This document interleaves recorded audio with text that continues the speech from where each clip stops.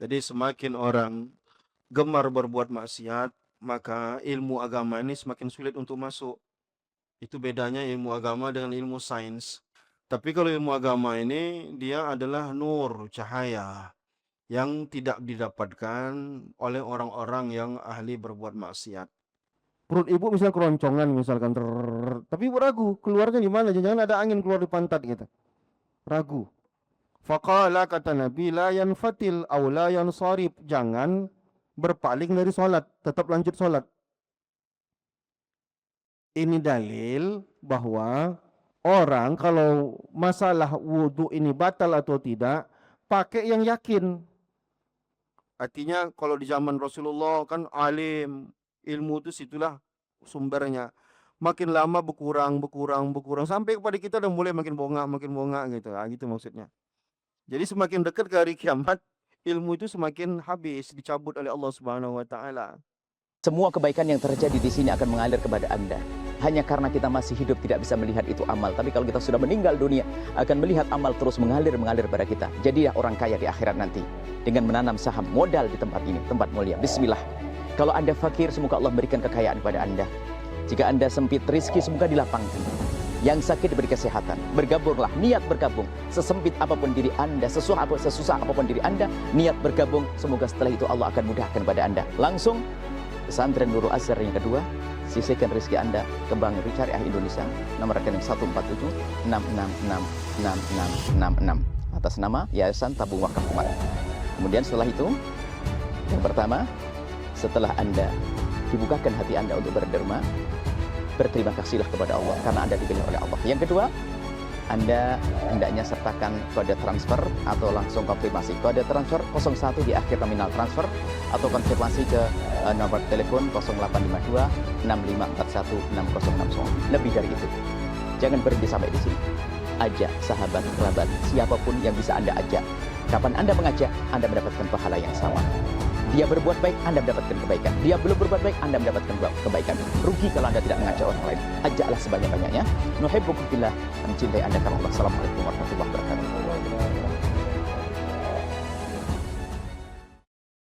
Hadis ke-9 itu sudah berkaitan dengan ilmu. Kitabul Ilmi, yaitu kitab yang berkaitan dengan hadis-hadis berkaitan dengan ilmu pengetahuan. Apa namanya, fadilah.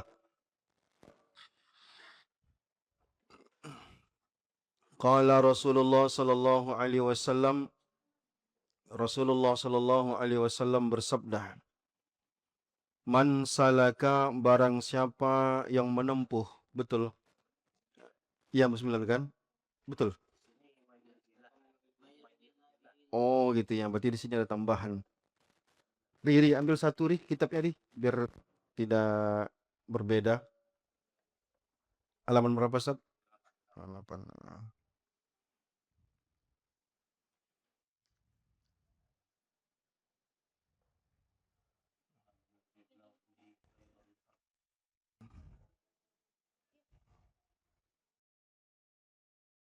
Okay. Bismillahirrahmanirrahim. Qala Nabi sallallahu alaihi wasallam, man, barang siapa, yuridi, menghendaki, Allahu yuridillahu, oleh Allah, barang siapa yang Allah kehendaki, bihi, padanya, khairan, kebaikan. Maksudnya barang siapa yang Allah hendak dia mendapatkan kebaikan, yufaqqihu fid din, maka Allah akan pahamkan ia agama ini. Kalau mau ditulis artinya boleh di kitabnya ya, kalau memang ini pelan-pelan. Jadi hadis ini berkaitan dengan apa sebenarnya keutamaan orang yang menjadi orang yang alim, orang yang berilmu, dan orang yang belajar.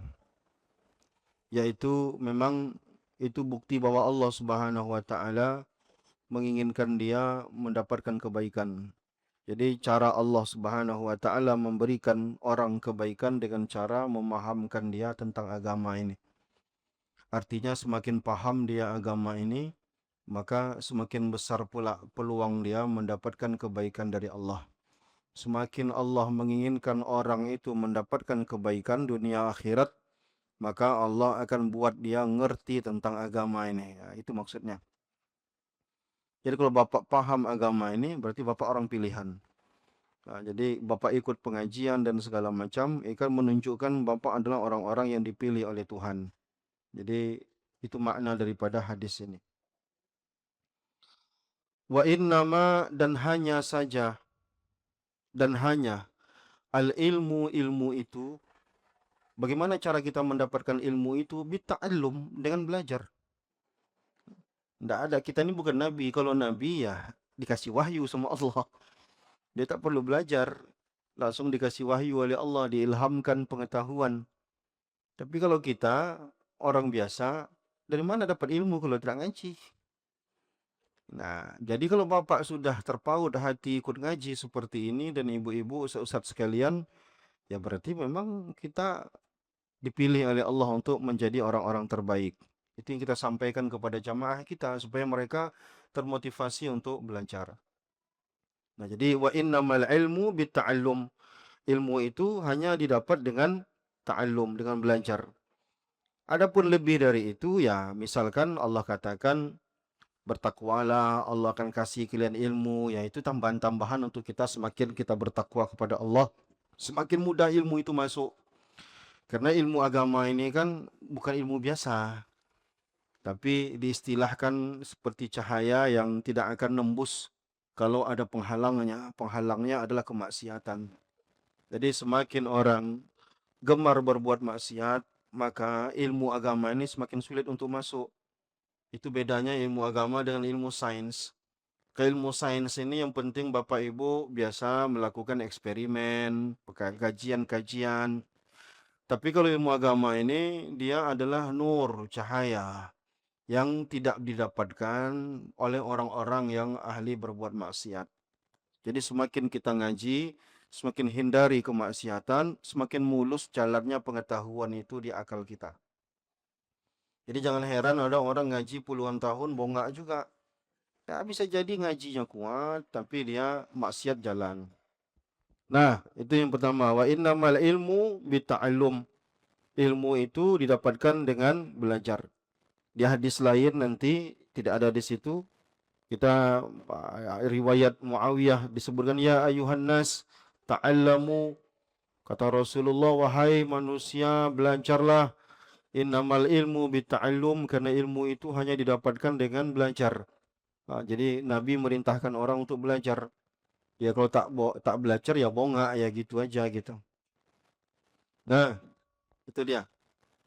Jadi kalau ada yang ingin diskusi langsung tunjuk tangan aja ya. Saya tak persilahkan, nanti di akhir baru saya persilahkan. Tapi kalau di tengah-tengah ini ada yang mau diskusi, persilahkan. Berikutnya an Muawiyah, diriwayatkan oleh Muawiyah, sahabat Nabi, qala radhiyallahu taala anhu, qala, ia berkata. Maksudnya ia berkata ini si Muawiyah.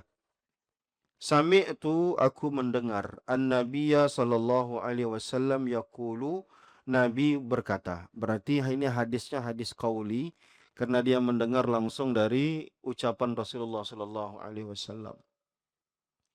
Apa kata Rasulullah?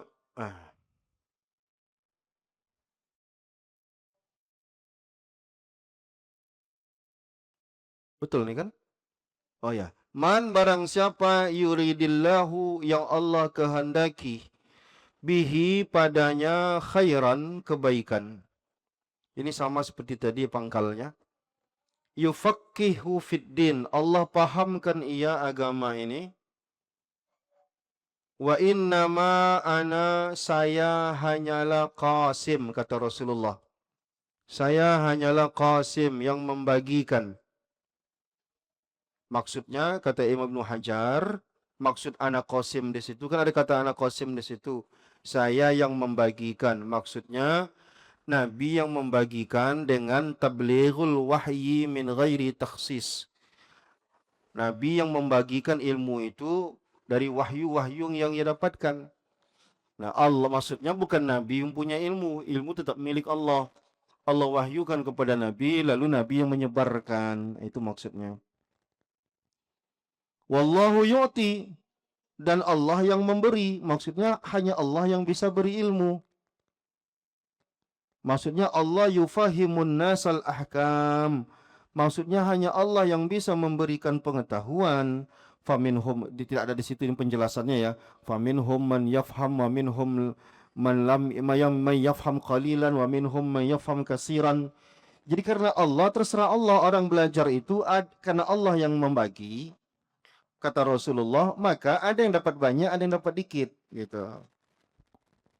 Nah, apa ini? Jadi jemaah kita itu pun Pak, kalau Bapak berceramah, ada yang paham, ada yang tak paham juga. Saya pernah ceramah itu kadang udah sejam saya ceramah, yang saya ceramahkan itu ditanyakan sama jemaah itu. Pasti nggak paham dia gitu. Ya maklum aja, orang yang ngaji pesantren 13 tahun, 12 tahun, belum tentu juga keluar dari pesantren jadi orang alim, tidak semuanya. Oleh karena itu, ilmu itu pun adalah rezeki yang tak semua orang belajar sama, tapi pemahaman sama enggak juga. Tapi tugas kita ya belajar gitu. Tugas kita belajar, tapi memahami itu rezeki lah. Ada yang bisa paham utuh, ada yang dapat paham sebagian, ada yang sekali belajar paham, ada yang perlu berkali-kali baru paham. Tergantung rezeki masing-masing. Jadi jemaah kita itu kalau tak paham-paham dia jangan dibongkak-bongkak kan. Ya biasalah gitu. Datang aja dia pengajian itu ya bagi kita berarti dapat pahala dia. Semangati dia. Pak kalau ngantuk tidur aja bilang saya gitu kan. Bapak ngantuk ya tidur aja lah. Yang penting dapat pahala datang gitu. Karena itu tua itu disuruh paham adalah paham dia. Dia pun kadang ngantuk, dia lagi dengar pengajian itu. Ya enggak apa-apa lah. Yang penting datang dia dapat dia pahala. Paham dia alhamdulillah. Intinya tidak semua orang akan paham yang secara utuh. Nah, walan tazala dan senantiasa hazihil ummatu umat ini, maksudnya umat Nabi Muhammad ini qaimatan menegakkan, menjalankan ala amrillah perintah Allah Subhanahu wa taala. La yadurruhum man khalafahum. Tidak ada yang dapat menyakiti mereka, orang-orang yang menyelisihi mereka. Jadi jangan khawatir. Hatta ya'tiya amrullah. Sampai nanti datang amrullah. Maksud amrullah ini adalah mendekati ta'ti qurbus sa'ah. Maka sampai nanti datang menjelang hari kiamat. Nah, jadi ilmu pengetahuan penting bagi kita orang Islam itu untuk senantiasa belajar. Berikutnya hadis ke-12. An Asma dari Asma. Asma ini adalah kakaknya Sayyidah Aisyah radhiyallahu taala anha. Asma binti Abi Bakar radhiyallahu taala anha. Anna Nabiya sallallahu alaihi wasallam bahwa dia melihat Nabi sallallahu alaihi wasallam hamidallah. Nabi bertahmid memuji Allah wa asna alaih dan Nabi menyanjung Allah. Summa qala kemudian Nabi berkata. Jadi mungkin Nabi lagi ceramah ini. Biasa alhamdulillah Nabi pakai muqaddimah menyanjung Allah. Lalu Nabi SAW mengatakan sesuatu. Ma min syai'in tidak ada sesuatu. Lam akun urituhu yang belum diperlihatkan kepadaku. Kata Nabi. Illa ra'aituhu fi maqami haza, melainkan aku melihatnya di tempatku ini. Maksudnya illa ra'aituhu itu kecuali melainkan aku telah melihatnya, kata Ibnu Hajar, ru'yatu ainin haqiqah. Jadi Nabi itu punya mukjizat bisa melihat sesuatu yang mungkin tidak berada di tempatnya, dibukakan oleh Allah Subhanahu wa taala. Itu mukjizat lah ya. Tak semua kita pula mampu itu. Nah, itu Nabi adalah orang pilihan Allah Subhanahu wa taala sehingga dia diberikan kelebihan-kelebihan Jadi yang tak dilihat oleh Nabi, Nabi bisa melihat dari tempatnya kejauhan. Begitu. Hatal jannatu wan naru, bahkan surga dan neraka. Fa'uhiya ilayya, diwahyukan kepadaku, kata Nabi, annakum, bahwasanya kalian, tuftanuna fi kuburikum, akan diuji di kuburan kalian, akan ditanya-tanyakan di kuburan kalian.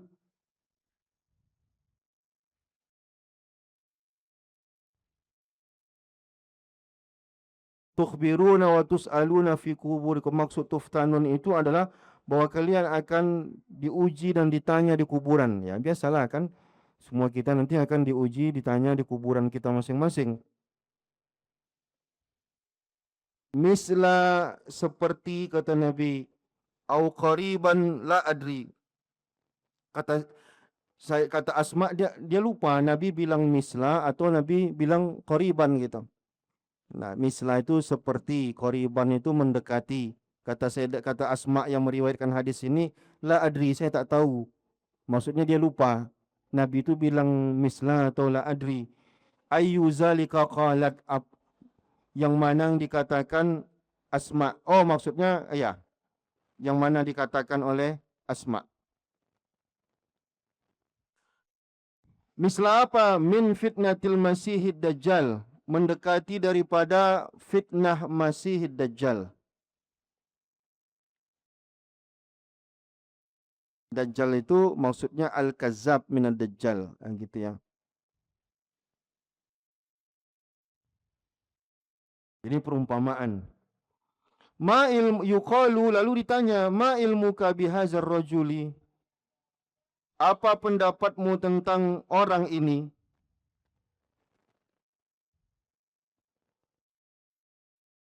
Fa ammal mu'minu, maka adapun orang yang beriman, awil muqinu, ataupun orang yang meyakini, maksudnya orang-orang yang meyakini tentang agama ini, la adri ayyuhuma qalat Asma,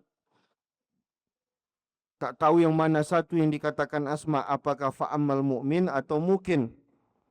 Fayaqulu huwa Muhammadur Rasulullah sallallahu alaihi wasallam. Maka ia mengatakan, ini adalah Nabi Muhammad Rasulullah sallallahu alaihi wasallam. Ja'ana bil bayyinati wal huda. Muhammad ini datang kepada kita membawa penjelasan dan petunjuk.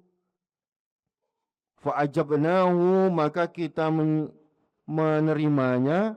Wattaba'nahu, dan kita mengikutinya. Wahuwa, dan dia Muhammad sallallahu alaihi wasallam. Wahuwa Muhammad. Dia ucapkan tiga salasan, dia ucapkan tiga kali. Fayuqalu nam salihan qad alimna in kunta lamukinan bihi. Maka nanti orang di kubur itu akan dikatakan apa? Tidurlah wahai orang soleh, kami sudah mengetahui bahwasanya kamu meyakini Nabi Muhammad itu. Gitu dah. Jadi Nabi Muhammad itu dia sudah tahu bahkan apa yang akan terjadi di alam kubur nanti. Itu kondisi orang beriman, kata dia. Wa ammal munafiku, adapun orang munafik, awil murtabu, atau orang yang ragu. Jadi orang Islam ini ada yang, ya mungkin ada yang murtab. Murtab itu maksudnya orang yang ragu-ragu dalam beragama ini. Nah, la adri ayyuzalika qalat Asma, tidak tahu yang mana satu yang dikatakan oleh Asma. Fayaqulu, maka dia akan berkata, la adri, saya tak tahu. Kalau orang yang yakin tadi, dia akan menjawab di kuburnya, ini Nabi Muhammad. Kalau orang yang munafik tadi, dia bilang, saya tak tahu. Bahkan Nabi Muhammad pun tak kenal dia. Sami'tun nasa yaquluna syai'an, aku mendengar orang-orang berkata sesuatu, fakultu, aku bilang seperti dia bilang. Gitu maksudnya dia bukan tidak berkata dengan keyakinan, tapi apa yang dibilang orang, ya kata dia begitu. Dia tidak bicara tentang dalam keyakinan. Nah, itu dia. Ini masih berkaitan dengan itu. Lanjut. Hadis berikutnya, an Abi Hurairah radhiyallahu taala anhu. Dari Abu Hurairah radhiyallahu taala anhu. annahu kila bahwasanya Abu Hurairah ditanyakan, ya Rasulullah, Rasulullah ditanyakan, ya Rasulullah, man, siapa as'adun nasi, orang yang paling bahagia. As'ad artinya orang yang paling bahagia. Kalau Said, orang yang bahagia. Nama orang Said, Pak Said. Bapak itu bahagia. As'adun nas, siapa orang yang paling bahagia bi syafa'atika, mendapatkan syafaatmu yaumal qiyamah, pada hari kiamat nanti. Berarti tak semua orang akan mendapatkan syafaat. Jadi ditanyakan yang palingnya siapa kan gitu. Berarti ada juga yang mungkin peluang-peluang, tapi yang paling besar peluangnya siapa? Qala Rasulullah sallallahu alaihi wasallam, Rasulullah pun menjawab. Kata Rasulullah apa? Laqad zanantu, aku menduga, kata Rasulullah.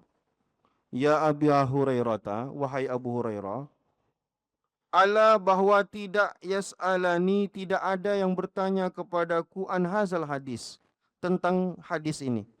Maksudnya Abu Hurairah orang yang paling pertama bertanya tentang itu kepada Rasulullah. Kelebihan Abu Hurairah ini. Jadi ada hal yang belum pernah ditanyakan orang, dia bertanya. Ahadun, seorang pun, awwala minka, lebih utama dari kamu. Maksudnya lebih dulu dari Abu Hurairah. Mungkin setelah itu nanti akan ada yang bertanya. Tapi Allah yang pertama kali bertanya tentang Abu Hurairah, tentang itu adalah Abu Hurairah. Yaitu tentang siapa yang paling bahagia mendapatkan syafaat Rasulullah di hari kiamat. Apa jawab? 5, berdasarkan apa, kata Rasulullah, ra'aitu, aku melihat, min hirsika, dari kesungguhanmu alal hadis, untuk mendapatkan hadis. Jadi Abu Hurairah ini memang dia gigih dia. Dia padahal Abu Hurairah ini kan dia masuk Islamnya tahun 7 Hijriah. Tapi dia, karena dia pun pengangguran ya, tinggal di emperan-emperan masjid, jadi dia banyak waktu tuh jumpa Rasulullah, pengajian Rasulullah semua diikutinya. Tapi kelebihan dia lagi, kalau orang nunggu Rasulullah misalkan di masjid, dia nunggu Rasulullah depan pintu. Itu sangat kelihatan sungguh-sungguhnya dia untuk mendapatkan hadis. Setelah Rasulullah wafat, dia terus membacakan hadis sampai ditegur gitu. Ya Rasulullah melihat, memang sungguh-sungguh Abu Hurairah ini. Yang tak terpikir semua orang terpikir semua dia bertanya gitu. As'adun nas, kata Abu Hurairah, orang yang paling bahagia bi syafa'ati yaumal qiyamah, mendapatkan syafaatku di hari kiamat. Maksudnya kata Ibnu Hajar, ini syafaat besar ya. Ya, syafaatul uzma. Syafaat ini nanti penting bagi kita. Yang mungkin masuk nerakanya dengan alasan-alasan kecil bisa terselamatkan masuk surga dia gitu. Yang mungkin surganya levelnya rendah bisa dinaikkan Rasulullah dengan syafaat itu. Maka syafaat itu penting bagi orang Islam. Yaitu kata Rasulullah, mangqala la ilaha illallah, yaitu orang yang membaca la ilaha illallah khalisan mukhlisan min qalbihi, tulus betul-betul bersih dari hatinya, au nafsihi, dari jiwanya. Jadi gampang juga berarti kedengarannya la ilaha illallah. Kalau kajian orang tasawuf, tarekat ini panjang lagi urusannya. Tapi kalau kita yang ini ya biasalah dikit, la ilaha illallah, yakin kita tidak ada Tuhan selain Allah, dan kita matinya mudah-mudahan tetap dalam keadaan bertauhid, ya kita pasti masuk Islam dan layak untuk mendapat syafaat. Jadi amalan-amalan mendapat syafaat kan lumayan banyak juga. Nah, di antaranya yang diajarkan Nabi ini, baca la ilaha illallah, betul-betul ikhlas, tulus, dengan hati yang bersih karena Allah Subhanahu wa taala. Nah, ini dalil bahwa kita juga harus banyak-banyak memzikirkan la ilaha illallah. Lanjut. Kita targetkan aja cepat selesai hadis ini semua. Jadi baca ta'liqnya dikit-dikit aja kan bisa dipahami. Saya terjemahkan, saya tambah-tambahkan, saya bacakan penjelasan Ibnu Hajar ini dikit-dikit. Nanti cepat tamat, cepat kita motong kambing. An Abdullah bin Umar, diriwayatkan oleh Abdullah bin Umar bin Amr bin Amri bin al-As, diriwayatkan oleh Abdullah bin Amr bin As radhiyallahu taala anhuma. Kenapa anhuma? Karena Abdullahnya Islam, dan Amru bin Asnya juga Islam. Anak ayah sama-sama Islam, maka anhuma. Kalau anhu saja berarti cuma satu yang Islam, satu tidak Islam. Qala ia berkata, sami'tu Rasulullah sallallahu alaihi wasallam. Rasulullah sallallahu alaihi wasallam mengatakan, innallaha azza wa jalla, sesungguhnya Allah azza wa jalla, la yaqbidul ilma, tidak mencabut ilmu, intizaan, mencabut ilmu, maksudnya mengambil ilmu dari dunia ini. Jadi kan ilmu banyak nih. Bapak perhatikan enggak? Makin lama dunia ini kan makin dikit pengetahuan itu.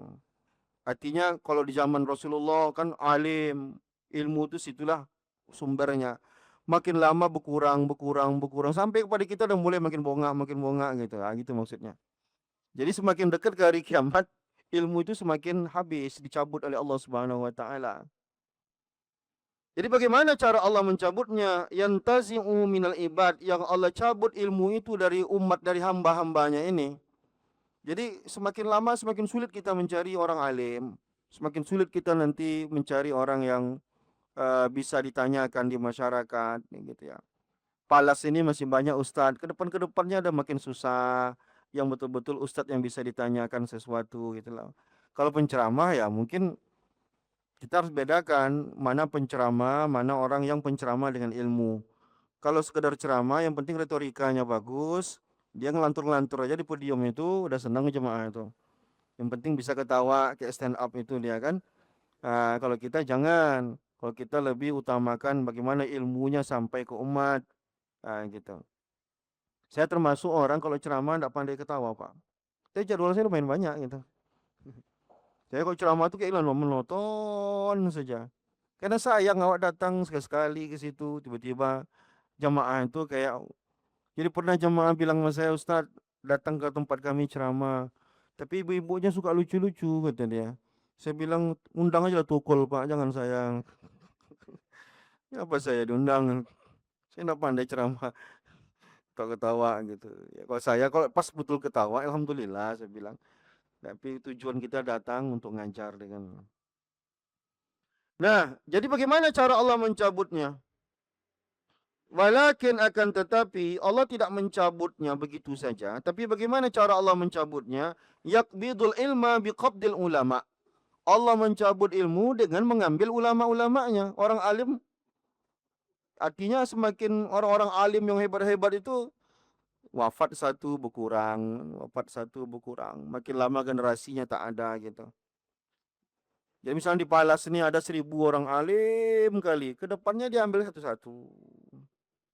Nah, akhirnya ilmu itu semakin susah nyarinya gitu. Ilmu agama ya gitu. Dan jangan lama-lama nanti di Palas ini cari guru ngaji aja susah kita ngaji Quran gitu. Ya, memang begitu cara Allah untuk mengambilnya. Maka ustaz-ustaz lah melestarikan ngaji Quran kok bisa tetap ada. Telaki-telaki apa namanya seperti pengajian seperti ini tetap dilestarikan gitu. Kita siapkan waktu kita.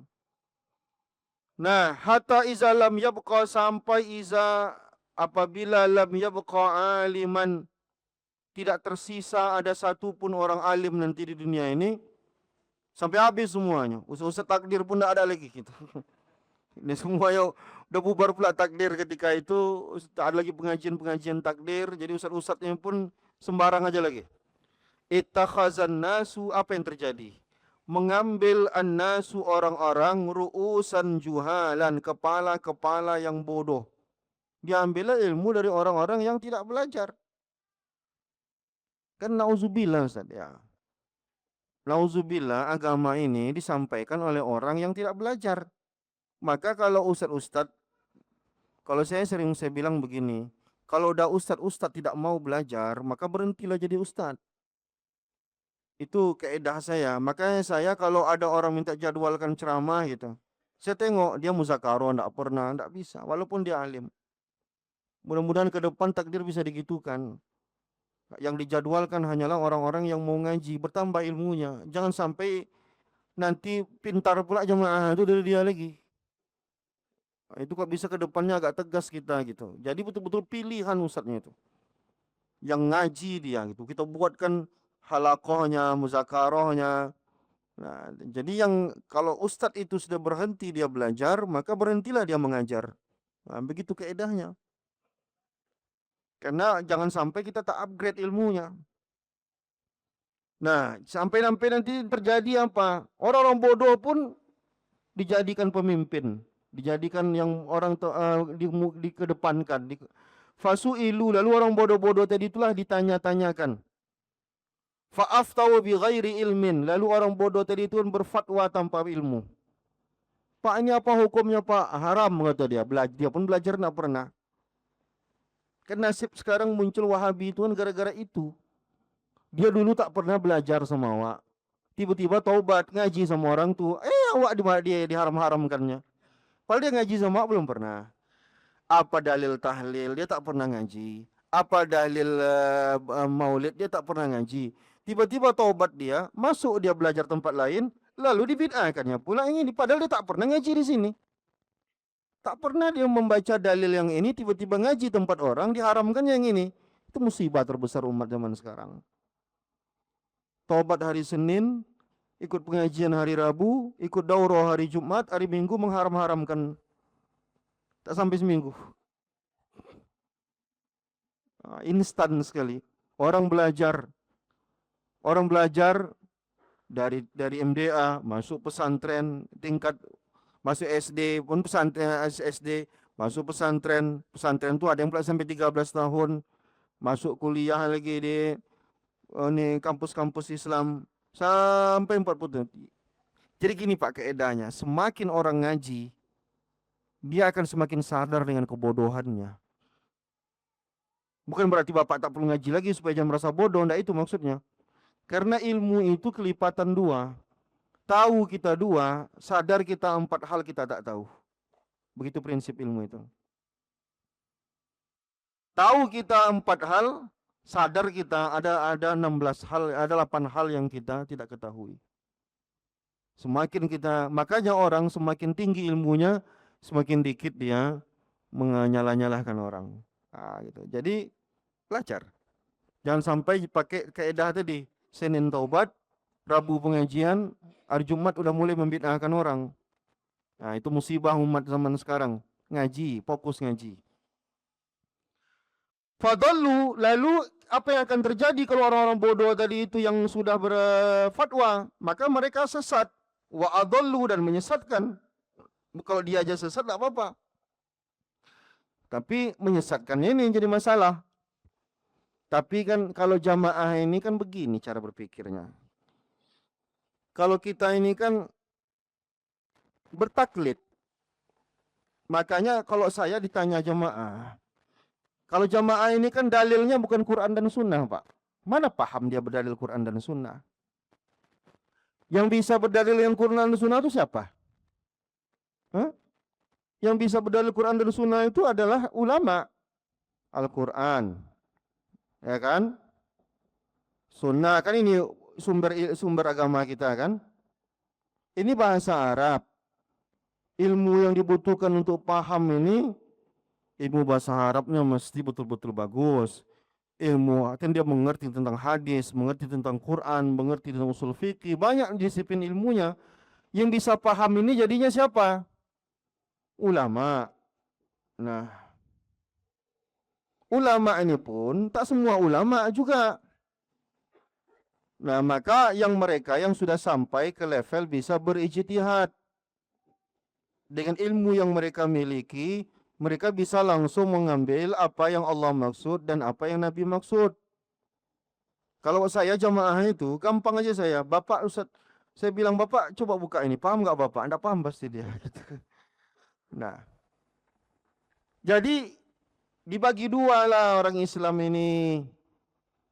Ada yang bisa berijtihad, ya kan? Ngerti ijtihad tadi Pak kan? Dengan ilmu yang dia miliki, dia bisa paham dengan Quran dan Sunnah, berdalil. Ada yang tidak bisa ijtihad. Kalau orang yang ini, dia beragamanya langsung Pak, nggak boleh ikut-ikut orang. Sekelas Imam Syafi'i, sekelas Imam Maliki, dengan ilmunya kan dia udah cukup. Tapi kalau orang begini, tak bisa dia langsung kemari, tak paham dia. Apa maksud Allah ini? Tak paham dia kan? Jadi melalui mana dia? Dia harus kemari dulu, kemari, baru kemari. Paham maksudnya? Ini baru kita pahamkan jemaah kita, biar ngerti dia. Karena orang ini kan tak paham apalah maksud Allah ini. Apalah yang dimaksud Rasulullah ini kan tak paham dia. Jadi bagaimana cara dia beragama? Dia ngikut kemari. Orang yang di sini itu dua pula macamnya lagi. Ada yang ustadz,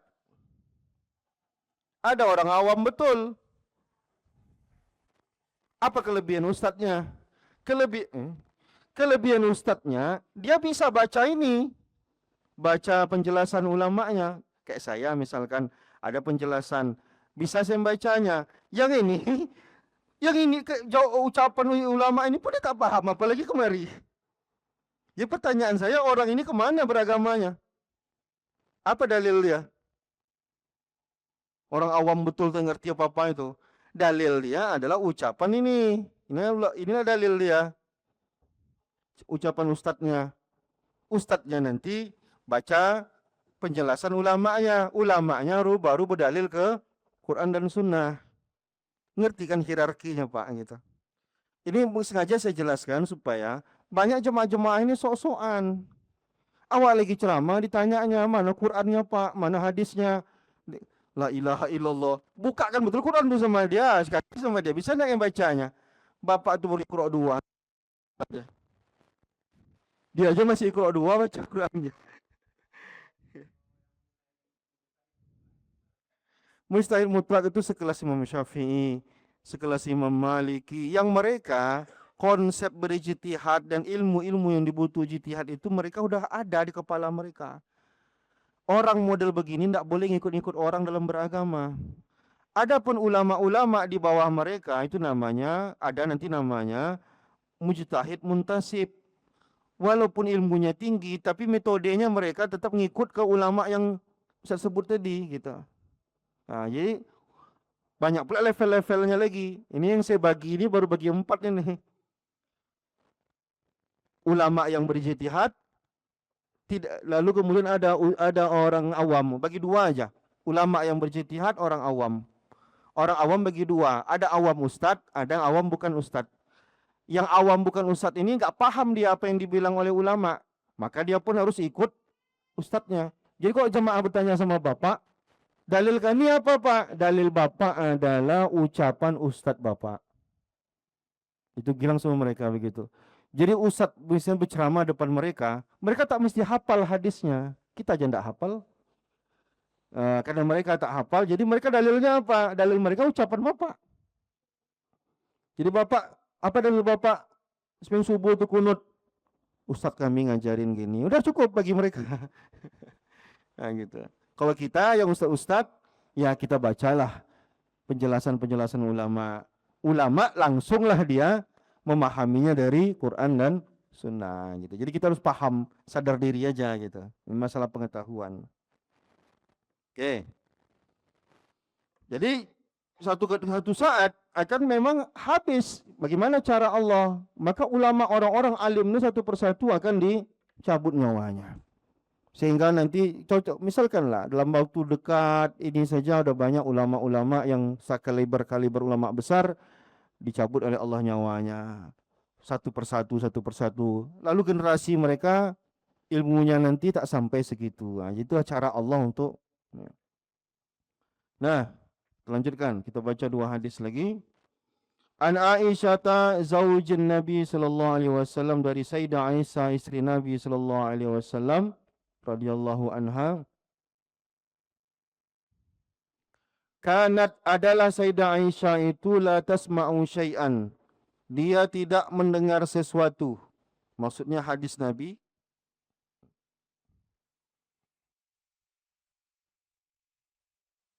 La ta'rifuhu, yang dia tidak memahaminya. Yang tak semua pula dipahami kan, perlu penjelasan.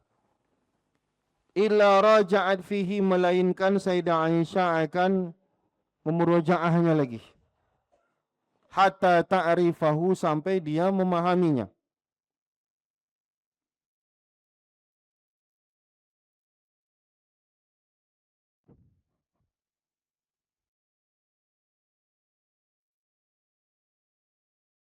hatta ta'rifahu, sampai dia memahaminya. Wa anna nabiyya sallallahu alaihi wasallam, ini dicontohkannya.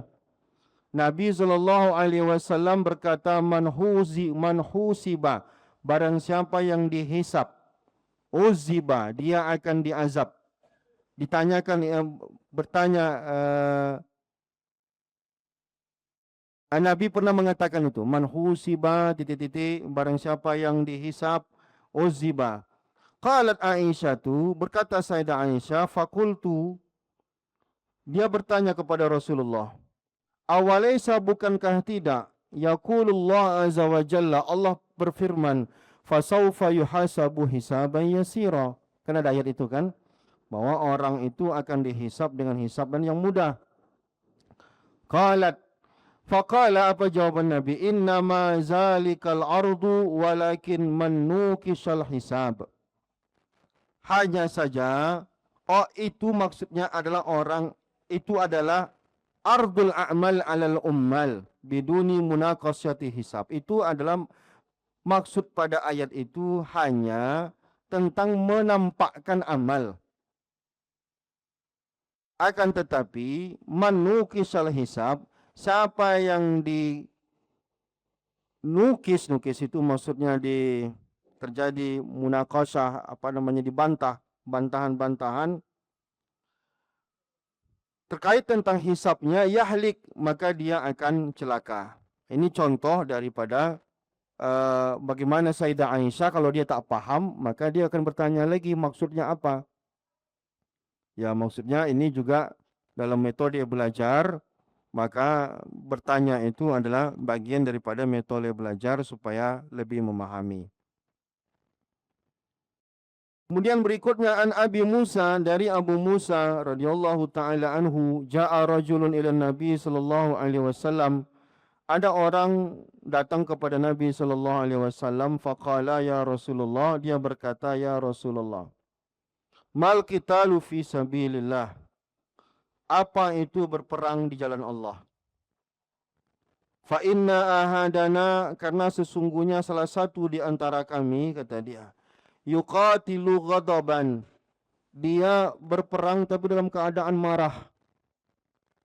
Wa yuqatilu hamiyatan, dan dia berperang dalam keadaan hamiyah. Hamiyah itu ai anafatan wa ghairatan, betul semangat dia karena mungkin ada dendam tak apa gitu. Farafa'a ilaihi ra'sahu, lalu Nabi mengangkat kepalanya. Qala wa ma rafa'a ilaihi ra'sahu illa annahu kana qa'iman. Tidaklah Nabi mengangkat kepalanya melainkan dia berdiri. Berarti ketika itu Nabi mendengar pertanyaan itu, Nabi berdiri. Kata Nabi, man qatala litakuna kalimatullahi hiyal ulya, siapa yang berperang agar kalimat Allah la ilaha illallah ini ditegakkan tinggi, disegani, fahuwa fi sabilillah azza wa jalla, maka orang itulah yang disebut dengan fi sabilillah. Ini berkaitan dengan keikhlasan. Maka di sini juga menunjukkan bahwa kita dalam belajar pun perlu keikhlasan. Nah, jadi belajar pun kalau ilmu banyak, kalau tidak ada keikhlasan, ya kita juga sia-sia gitu. Wallahu a'lam. Kita lanjutlah dikit lagi ya. Kita masuk ke bab baru, Kitabul Wudu, yaitu pembahasan tentang wudu. An Abbad bin Tamim, dari Abbad bin Tamim, an ammihi, dari pamannya radhiyallahu taala anhuma, annahu, bahwasanya ia, syaka, mengadu ila Rasulillah sallallahu alaihi wasallam, mengadu kepada Rasulullah sallallahu alaihi wasallam, ar-rajulu, tentang seorang laki-laki, allazi yukhayyalu ilaihi, yang dia dihayalkan pada dia, bahasa kitanya, ragu dia jadinya, menghayal dia. Annahu yajidu syai'a fi salatihi, bahwasanya dia mendapatkan sesuatu pada solatnya. Misalkan dia lagi solat nih, lalu terganggu dia. Saya ini kentut dan tendak ya, kentut dan tendak gitu. Jadi terhayal-hayal sama dia, terpikir-pikir sama dia. Faqala, kata Nabi, bagaimana nasib orang yang solat yang begitu? Misalkan ibu nih lagi solat, Lalu terganggu pikiran ibu. Kentut nggak tadi itu ya? Perut ibu misalnya keroncongan misalkan, tapi ibu ragu keluarnya di mana? Jangan ada angin keluar di pantat gitu. Ragu. Faqala, kata Nabi, la yanfatil aw la yansarif, jangan berpaling dari solat, tetap lanjut solat. Ini dalil bahwa orang kalau masalah wudhu ini batal atau tidak, pakai yang yakin. Paham maksudnya yakin? Makanya ada kaidah dalam fikih, al yakinu la yuzalu bisyak. Keyakinan itu tidak boleh dihilangkan dengan ragu. Ini ragu. Dia udah yakin dia ada berwudu, tapi ragu dia batal atau tidak, maka dia tetap pakai yang yakinnya. Ragunya tak dia pakai. Hatta sampai kata Nabi, yasma'a sautan, dia betul-betul mendengarkan ada suara. Kenapa? Kalau suara memang meyakinkan. Tut, kata dia. Aku tidak kentut, aku ragu aja, kata dia. Kan tak mungkin. Orang dah kedengaran kok suaranya kok ragu pula gitu. Ini masalahnya cuma macam dijolok-jolok pantatnya. Ini kentut itu apa ya? Kentut itu bukan. Maka berarti dia ragu, maka dia jangan berpaling dari sholat, lanjut aja sholatnya. Nah, gitu. Ini biasa dipakai oleh ulama sebagai dalil bahwa segala sesuatu yang meragukan tidak dapat mengalahkan yang meyakinkan. Yang yakin apa? Dia berwudu. Yang ragunya apa? Kentut atau tidak gitu. Au yajidarihan, atau tercium dia bau. Kentut kau? Enggak. Kok bau? Ya, apa kata dia? Ragu aja kata dia. Kentut itu meyakinkan. Kalau kentut itu yang membuat dia yakin ada dua. Apa itu? Suara dan baunya gitu ya. Jadi kalau ada suara sama bau kedapatan ya enggak ada ragu-ragu lagi gitu. Nah, tapi kalau tidak ada bau, tidak ada suara, lalu dia ragu saja kentut enggak, maka itu meragukan. Kata Nabi, la yanfatil, berarti anggap wuduknya masih ada. Ini sama ini, bicara contoh gini. Ini sering terjadi gitu ya. Kita maghrib ikut pengajian. Sebelum maghrib tadi kan kita ada berwudu. Sah wuduk kita, sholat maghrib kita, berwuduklah kita dengan wuduk yang sah. Lalu kita ikut pengajian sampai maghrib. Oke. Sampai isya. Pas isya ini mau sholat. Tapi kita ragu. Udah batal belum tadi ya? Nah, kira-kira batal tak wuduknya? Pakai kaidah ini tidak batal. Kenapa? Karena ada yang meyakinkan dan ada yang meragukan. Yang meragukannya yang mana di situ? Batal atau tidak wuduknya? Yang meyakinkannya apa? Yang meyakinkan tadi sebelum maghrib dia udah berwuduk, sholat gitu. Jadi yang yakin 100% tidak bisa kalah dengan yang meragukan. Oleh karena itu dia anggap aja wuduknya masih ada. Nah, itu dia, itu kaedahnya. Tajdid wudhu itu kan sunnah hukumnya. Artinya wuduknya masih ada, wuduk lagi dia. Kan sunnah saja hukumnya kalau dia mau. Tapi kan kalau tajdid wudhu itu pun berarti, bukan berarti kalau wuduknya yang tadi udah batal, tertutupi dengan ini. Karena ini niatnya niat wudhu. Niat wudhu sunnah. Kalau dia masih pengen betul-betul meyakinkan, kencing aja dia, top, wudhu lagi dia. Itu selesai urusan gitu. Atau kentut betulan dia, gitu dia. Selesai urusan. Nah, tapi kan tak semua orang pula yang seperti Ustaz jelaskan, di mana-mana ada air, kan tak semua orang. Ada orang memang wudhu itu sayang betul dia. Nah, gitu. Misalkan di Arab, beberapa daerah di Arab itu air tak seperti kita, air itu betul-betul hemat. Nah, gitu. Tapi kalau kita kan kelebihan pula air kita kadang. Sampai jalan itu pun jadi kolam renang dia. Nah, gitu. Wallahu a'lam. Ada lagi yang ingin diskusi? Silakan.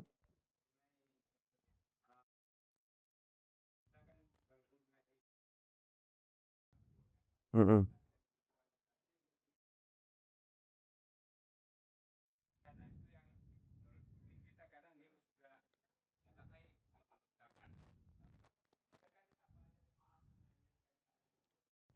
Pertama, menyentuh anak tak nunggu dia haid haramnya. Anak yang belum haid pun bisa haram kalau tubuhnya sudah seperti tubuh yang dapat mendatangkan nafsu. Paham ya? Ada anak misalkan agak tegap badannya, masih kecil dah enak nengoknya gitu. Masih umurnya mungkin masih 9, tapi awak nengoknya dah sur gitu. Ada peluangnya. Walaupun belum haid dia, itu udah nggak boleh. Kalau dia masih ingus-ingusan, kita pun tak nafsu nengok dia, masih anak kali ya baru kita tanya. Kita pastikan, kamu bersalaman sama saya, kamu udah haid belum? Cuman kalau kita tengok dasur kita, haid tak haid pun jangan dipegang, haram hukumnya. Tak nunggu dia haid. Ya karena kan kita kan ngajarin anak-anak, masa kita pula mempraktekkan kayak gitu. Tentu kita kalau bisa anak kecil perempuan, karena kita dalam mendidik dia, walaupun boleh kita pegang, kita ajarkan dia untuk tidak memegangnya, supaya dia tahu ada batasan gitu. Walaupun boleh kita pegang, tapi dalam rangka untuk mendidik dia, yang laki-laki, yang perempuan, nak jangan pegang-pegangan ya, walaupun sama ustadz gitu. Kecuali anak-anak yang masih 4 tahun, 5 tahun itu oke gitu kan. Jangan kan itu anak kampus saja dosennya bersalam-salam sama mahasiswa. Tahulah mahasiswi-mahasiswi ini dia bersalamnya diletak tempelnya ke pipi yang gitu. Terasa sama dosen itu lembutnya. Gitu. Panjang lah urusan. Ya kita kan apalagi kita ustadz, kita guru ngaji, yang kayak gitu tuh ya dalam rangka mendidik. Kita pengen dia juga belajar untuk menghindari dari kecil dia kita pisahkan duduknya, jangan dia berseloroh laki-laki perempuan gitu. Apalagi masalah pegang-pegangan. Tapi kalau kita cari tentang hukum, yang seperti saya tanyakan tadi, terkait tentang hukum, tak nunggu dia haid dilarang. Ustaz tahu enggak, laki-laki pun ada yang haram hukumnya dipegang menurut Imam Nawawi. Tengok kitab-kitab Al-Azkar. Bahkan laki-laki pun ada yang haram hukumnya kita pegang. Diistilahkan dengan Al-Amradul Hasan. Al-Amradul Hasan itu laki-laki wajahnya good looking kali. Tak ada jenggotnya, tak berkumis dia, mukanya licin, selicin-licinnya misalkan. Kalau awak ni kan muka-muka kena lumpur semua gitu, jadi aman gitu. Ini ada orang terawat betul dia sama bapaknya. Terawat betul, putih, licin, berbulu tidak gitu. Itu aja yang model begitu aja, haram kita untuk megang-megang dia. Salam sama dia. Lihat kitab Al-Azkar itu dijelaskan. Maka laki-laki, kalau kita punya anak laki-laki, biarkan dijatuh-dijatuh dia, biar agak coba-coba dikit. Sampai jangan terkacau kategori itu. Nah, biarkan dia agak sangar sedikit. Suruh dia pelihara jenggotmu nak, biar garang dikit gitu kan. Kok bisa berkumis dia. Kalau udah mukanya culun nanti masuk dalam kategori itu, tak boleh dipegang-pegang dia. Nah, kalau perempuan pelihara lah. Kalau laki-laki itu biarkan tersungkur-tersungkur dia, terantuk-terantuk dikit dia nggak apa-apa gitu. Biar dia jangan masuk dalam kategori al-afradul hasan itu tadi gitu. Nah, laki-laki jangan elok betul perawatannya. Nah, apalagi perempuan gitu. Laki-laki tidak boleh ngelong kali. Nanti jadi masuk dalam kategori itu kalau kitab Al-Azkar itu dalam babul fasal tentang musafaha itu dijelaskan oleh Imam Nawawi. Ah gitu.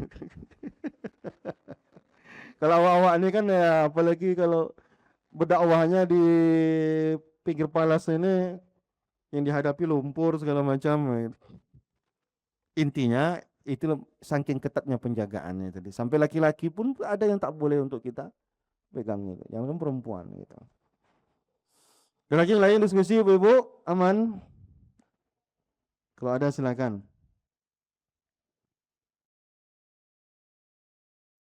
Kalau tidak ada kita cukupkan sesi 1.